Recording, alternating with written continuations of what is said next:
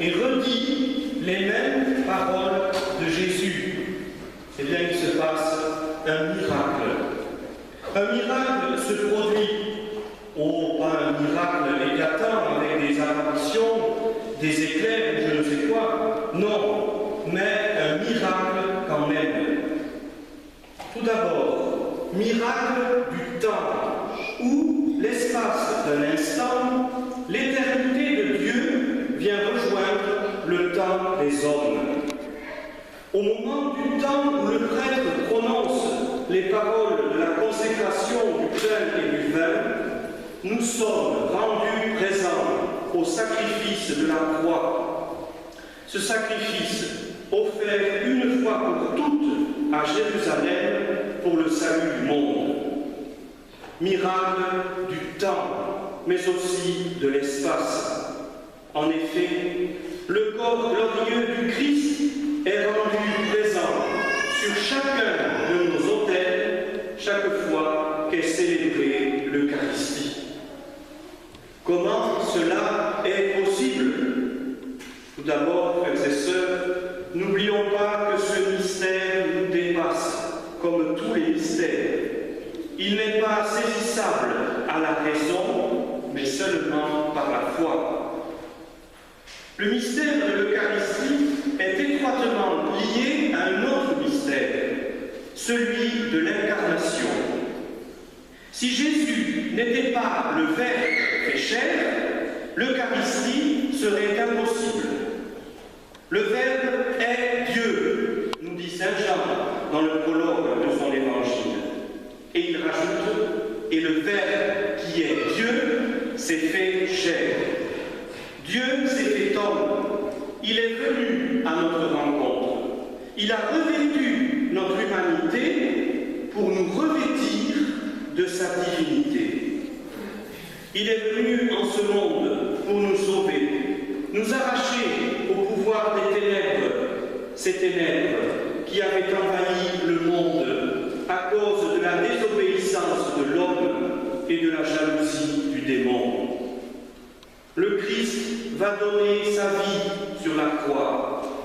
La croix devient ainsi non pas un instrument de mort, mais le lieu de passage vers la vie, la porte de l'éternité.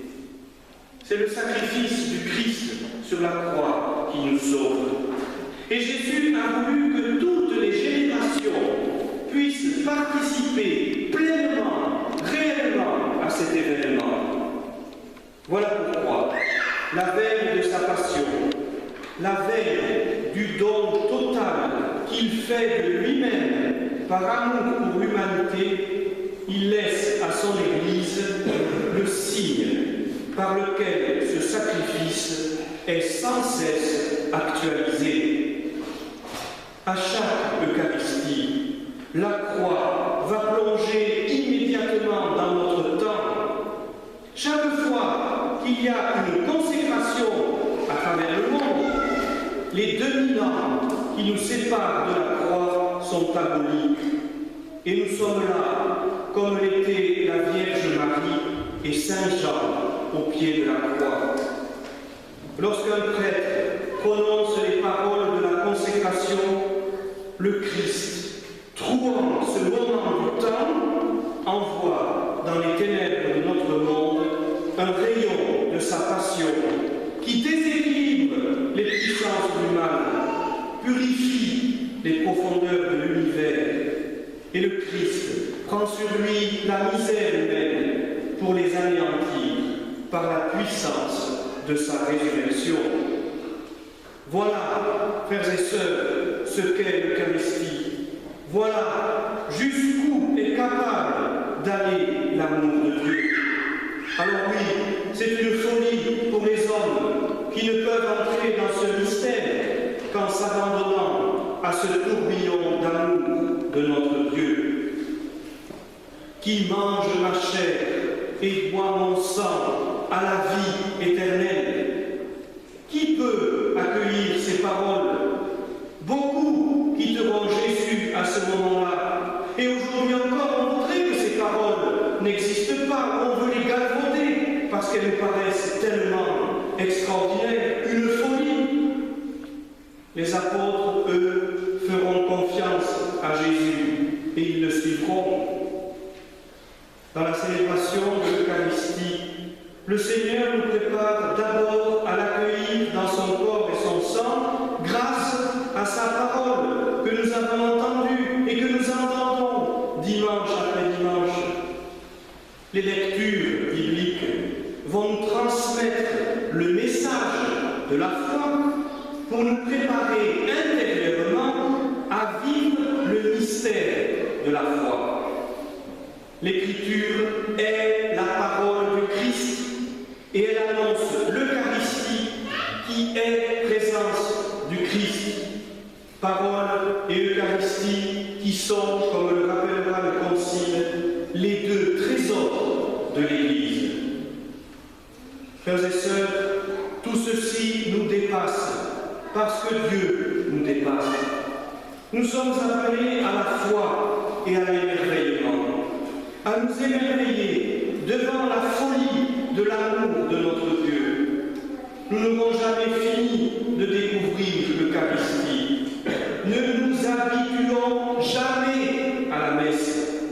Notre Dieu est là, il est présent, comme il était présent lorsqu'il parcourait les chemins de Palestine, et comme il est présent au ciel dans la gloire. L'aspect de la présence du Seigneur peut être différent, c'est vrai, mais il n'est pas moins présent, il est présent au ciel dans la gloire. Quelle chose extraordinaire, frères et sœurs. Le mystère de l'Eucharistie est le mystère où bat le cœur de l'Église, où Dieu embrasse notre terre de la puissance de son amour.